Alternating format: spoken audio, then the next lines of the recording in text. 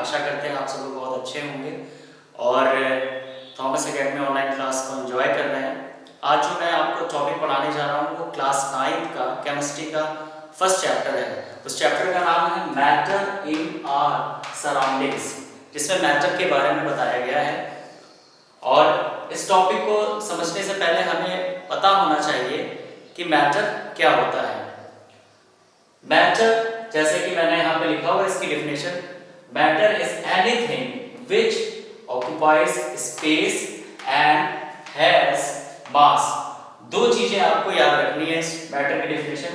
Occupied space का मतलब होता है ऐसे पदार्थ जो स्थान घेरती है, इसका मतलब होता है ऑक्युपाइड स्पेस। एंड हैज मास, यानी उसमें कोई ना कोई द्रव्यमान होता है। जैसे मान लेते हैं हमारे पास ये दो मार्कर है, ये दोनों मार्कर अगर हम इस हाथ में रखते हैं तो ये कुछ ना कुछ स्थान घेर रही है, ठीक है, और इसका कुछ ना कुछ कोई ना कोई मास होगा, इसलिए हम इसे मैटर कहते हैं। आप ये देखिए व्हाइट बोर्ड लगा हुआ है इस वॉल पे, इस व्हाइट बोर्ड ने भी वॉल को घेर रखा है और इस व्हाइट बोर्ड का भी कोई ना कोई मास होगा, इसलिए हम इसे भी, इस व्हाइट बोर्ड को भी मैटर कह सकते हैं। सिर्फ ये दोनों के अलावा नहीं, बल्कि आपके आसपास जितनी भी चीजें, वस्तु हैं जो स्थान घेरती हैं और उनमें मास होता है, उसे हम मैटर कहते हैं। आपको मैटर के बारे में ये पता चल गया मैटर क्या है, लेकिन आपको पता है मैटर किससे मिलकर बना होता है? Matter is made up of tiny particles. Matter बहुत छोटे छोटे कणों से मिलकर बना होता है, जिसे हम एटम्स कहते हैं। लेकिन हम एटम एंड मॉलिक्यूल के बारे में बाद में स्टडी करेंगे, लेकिन हम ये matter is made up of tiny particles, यानी ये छोटे छोटे, बहुत ही छोटे छोटे, बहुत ही सूक्ष्म, अति सूक्ष्म कणों से मिलकर बने होते हैं मैटर, जिसे हम अगर आप देखना भी चाहें तो नहीं देख पाते हैं।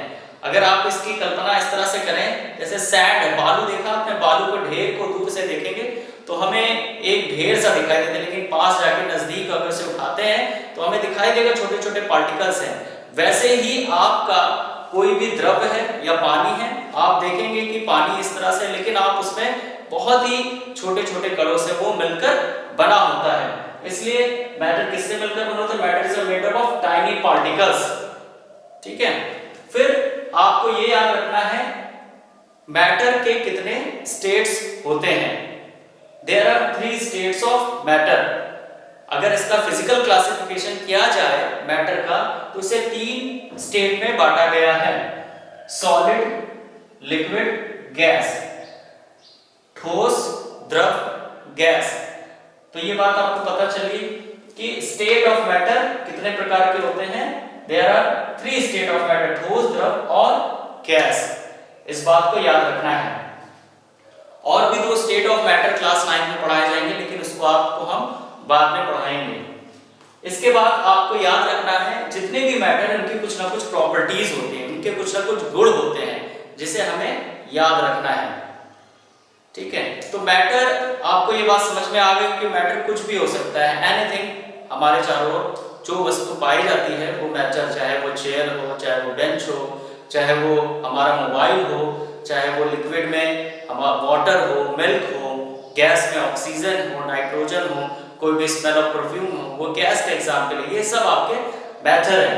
तो सॉलिड में आपने देखा, सॉलिड में आपका ये मार्कर हो गया, लिक्विड में मिल्क हो गया, गैस में ऑक्सीजन हो गई। ये सब आपके 3 स्टेट ऑफ मैटर है, जिसे हम अपने चारों डेली लाइफ में देखते हैं।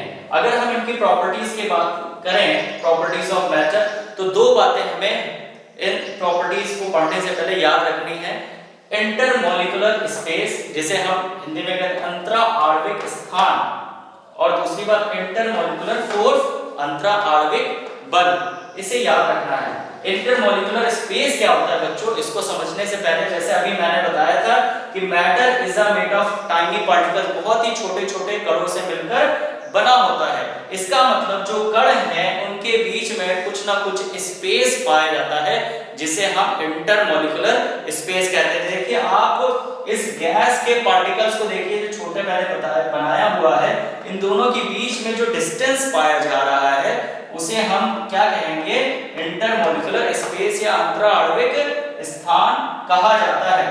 यानी दो कणों के बीच की जो दूरी है कहलाती है वो इंटरमॉलिक्यूलर स्पेस कहा जाता है। अब बच्चों जब ये आपको पता चल गया कि दो कणों के बीच का जो स्थान है वो इंटरमॉलिक्यूलर स्पेस होता है, लेकिन आपको ये भी अब ये याद रखना है इंटरमॉलिक्यूलर फोर्स क्या होता है। इन दोनों कणों के बीच में जो बल लगता है, जो फोर्स लगता है, उसे हम इंटरमॉलिक्यूलर फोर्स कहते हैं, सॉरी इंटरमॉलिक्यूलर फोर्स कहते हैं। इन दोनों के बीच में अगर हम फोर्स देखें तो इंटरमॉलिक्यूलर, इसे हम इंटरमॉलिक्यूलर फोर्स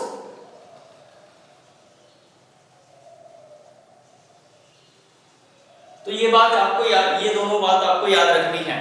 इसी के इन्हीं दोनों प्रॉपर्टी, ये जो दो कीवर्ड्स हैं इनको याद रखेंगे तभी इनकी प्रॉपर्टीज और प्रॉपर्टीज हमें समझ में और गुणों के बारे में हमें समझ में आएगा। जैसे हम पहली प्रॉपर्टी शेप के बारे में, आकार, अगर आप देखें सॉलिड का आकार, जैसे ये मार्कर है, इसका आकार एक निश्चित है। अगर हम इसे कहीं पे भी रखते हैं इसका आकार डेफिनेट है, फिक्स्ड शेप है। लेकिन वहीं पर अगर हम किसी द्रव की बात करें, मिल्क हो गया या वाटर हो गया, उसका जो शेप होता है वो फिक्स्ड नहीं होता, अनिश्चित आकार का होता है। कैसे? अगर आपने किसी ग्लास में पानी भरा है, उसे आप किसी और या कटोरे में उंडेल देते हैं तो वो उसका आकार लेता है। क्यों? इसके पीछे का रीजन क्या है, इसके पीछे का कारण क्या है? Intermolecular space and intermolecular force. देखिए जब ठोस वैसे ही डेफिनेट शेप क्यों हो रहा है? क्योंकि इसके बीच में इंटरमॉलिक्यूलर स्पेस बहुत ही कम है, जिसकी वजह से ये जो कण हैं आपस में एक दूसरे से बंधे रहते हैं, और बंधे रहने की वजह से इनका जो शेप है वो डेफिनेट होता है। लेकिन अगर हम द्रव के बारे में बात करें तो इसके बीच में स्पेस जो होता है वो कंपेयर देन ठोस की अपेक्षा थोड़ा सा ज्यादा होता है, जिसकी वजह से इनका आकार होता है अनिश्चित होता है। लेकिन गैस में सबसे ज्यादा होता है, इसलिए इनका आकार और भी ज्यादा अनिश्चित होता है। अगर हम पूछें कि ऑक्सीजन गैस का आकार कैसा है तो शायद कोई नहीं बता पाएगा। ठीक है, अगर हम इसके बारे में दूसरी प्रॉपर्टी वॉल्यूम के बारे में बात करें, वैसे ही वॉल्यूम, सॉलिड का जो वॉल्यूम होता है वो भी फिक्स्ड रहता है, लिक्विड का भी जो वॉल्यूम रहता है वो फिक्स्ड रहता है किसी भी बर्तन, लेकिन गैस का जो वॉल्यूम है वो फिक्स्ड नहीं होता। Due to the intermolecular space सबसे ज्यादा होता है और फोर्स बहुत ही कम लगता है, यानी इनके पार्टिकल्स आपस में फोर्स बांधे नहीं रखते, जिसकी वजह से ये दूर दूर तक फैल जाते हैं। इसी वजह से आपने देखा कोई भी ऑक्सीजन गैस है वो पूरी तरह से फैल जाती है, क्योंकि इनके बीच में जो इंटरमॉलिक्यूलर फोर्स है वो बहुत कम लगता है। कंप्रेसिबिलिटी के बारे में अगर बात करें, इसका मतलब होता है जिसे दबाया जा सके। अगर आप इस मार्कर को देखें तो हम अगर दबाएं तो नहीं दबेगा, ठीक है, इसको कंप्रेस नहीं किया जा सकता है, सॉलिड को कंप्रेस नहीं किया, लेकिन लिक्विड को कंपेयर द सॉलिड थोड़ा सा कंप्रेस कर दिया जा सकता है। जैसे अगर किसी बोतल में आप पानी को भरें और उसे दबाने की कोशिश करें तो दबता है, दबाया जा सकता है। लेकिन अगर उसी वाटर को अगर बोतल में है और उसे अगर फ्रीज कर दिया जाए तो दबाने की कोशिश करें तो वो कंप्रेस नहीं होता, इजीली कंप्रेस नहीं होता है। इसलिए हम कह सकते हैं कि सॉलिड में इजीली कंप्रेसिबल नहीं है, जबकि लिक्विड इजीली कंप्रेसिबल है कंपेयर द सॉलिड। अगर हम गैस की बात करें, ये बहुत ही ज्यादा कंप्रेसिबल, जैसे बलून में आप कोई भी गैस भरें और उसे कंप्रेस करने की कोशिश करें तो कंप्रेस हो जाता है। तो कह सकते हैं क्यों कंप्रेस होता है, क्योंकि इनके बीच में स्पेस ज्यादा होता है, जिसकी वजह से कण आसपास आने की कोशिश करते हैं और ये इसीलिए इजीली कंप्रेसिबल होता है। अगर हम डेंसिटी की बात करें, डेंसिटी का मतलब होता है बेटा एक एरिया में जितना वो पार्टिकल्स स्थान घेरते हैं। अगर आप देखें तो इसी छोटे ब्लॉक्स में यहाँ पे जो पार्टिकल्स है वो बहुत ही ज्यादा है। इसी से कह सकते हैं कि जो सॉलिड की डेंसिटी होती है वो कंपेयर देन लिक्विड ज्यादा होती है। लिक्विड की डेंसिटी कंपेयर देन गैस उससे कम होती है, लेकिन गैस की डेंसिटी कि अगर हम बात करें तो बहुत ही कम डेंसिटी होती है इसकी, कम। ठीक है, अगर हम दूसरी प्रॉपर्टी की बात करें और एक फ्लूइडिटी का मतलब होता है the flow of movement of substance, ठीक है, जो इजीली फ्लो हो सके किसी वेसल में अगर रखने का। तो अगर सॉलिड की जैसे हमने बताया था कि इसका फ्लो नहीं हो पाता है, क्यों नहीं हो पाता है? क्योंकि इसके इंटरमॉलिक्यूलर फोर्स ज्यादा होता है बच्चों, जिसकी वजह से ये फ्लो अपने पार्टिकल्स को मूव होने ही नहीं देता है, जिसकी वजह से सॉलिड में कोई भी फ्लूइडिटी नहीं होती है। लेकिन लिक्विड में आपका उसी जगह पे फ्लूइडिटी होती है। अगर कहीं पे अगर उसे घिर भी जाता है तो आप देखते हैं फैल जाता है फ्लूइडिटी, और गैस में भी इसी तरह से फ्लूइडिटी होती है। ठीक है, फिर अगर हम बात करते हैं काइनेटिक एनर्जी की, काइनेटिक एनर्जी को बोलते हैं गतिज ऊर्जा। देखिए ये बच्चों क्या होता है, जब हम सॉलिड है ना, अगर किसी चीज को काइनेटिक एनर्जी देनी है तो हमें उसे टेम्परेचर देना पड़ेगा। तो अगर हम गर्म करते हैं तो आप देखें कि इसमें काइनेटिक एनर्जी क्या होगी, कम होगी, क्योंकि इसके पार्टिकल्स आपस में बंधे हुए हैं। और लिक्विड में आपकी kinetic energy compare than solid उससे ज्यादा होगी, और गैस में सबसे ज्यादा होगी। लेकिन आपका काइनेटिक एनर्जी तो ज्यादा हो रही है क्योंकि इंटरमॉलिक्यूलर स्पेस आपका बहुत ही कम पाया जाता है। ठीक है, फोर्स भी कम है जिसकी वजह से इनके पार्टिकल्स इजीली मूव होने लगते हैं। ठीक है, तो आपको ये बात समझ में आएगी। आज जो मैंने तीनों टॉपिक्स आपको पढ़ाए, मैटर क्या होता है, मैटर किससे मिलकर बना होता है, और स्टेट ऑफ मैटर कितनी अवस्थाएं पाई जाती हैं पदार्थ की, और फिर आपने प्रॉपर्टीज ऑफ मैटर की बात करी। एक क्वेश्चन मैंने दिया था बच्चों आपको वर्कशीट में, कि मैंने एक क्वेश्चन दिया था कि वाटर, ऑक्सीजन एंड शुगर, इन तीनों को मैंने कहा था कि इंटरमॉलिक्यूलर फोर्स के बढ़ते हुए क्रम में लगाइए। इसका मतलब increasing order, right the following increasing order of their intermolecular force. ठीक है, बढ़ते हुए क्रम में आपको लगाना था। तो अगर आपसे पूछा जाए इसमें सबसे ज्यादा फोर्स किस में लगेगा, तो आप बताएंगे सर शुगर में। क्यों? क्योंकि शुगर सॉलिड है, इंटरमॉलिक्यूलर फोर्स ज्यादा होगा।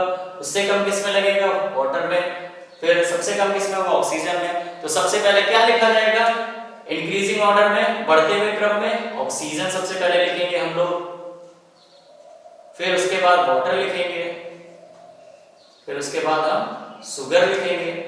ये इसका बढ़ता हुआ क्रम हो गया इंटरमॉलिक्यूलर फोर्स का। इसी तरह आपको याद रखना है, कोई भी अगर रिजिड है, कोई अगर लिक्विड है, तो ये किस वजह से होती है, इंटरमॉलिक्यूलर फोर्स और इंटरमॉलिक्यूलर स्पेस के द्वारा। तो आई थिंक आपको बच्चों ये तीनों टॉपिक्स जो मैंने समझाए, what is a matter and state of matter and property of matter, ये तीनों बातें आपको समझ में आ गई होंगी। और इसके बाद का जो टॉपिक है वो आपको हम नेक्स्ट क्लास में पढ़ाएंगे। अभी के लिए इतना ही। Thank you, God bless you.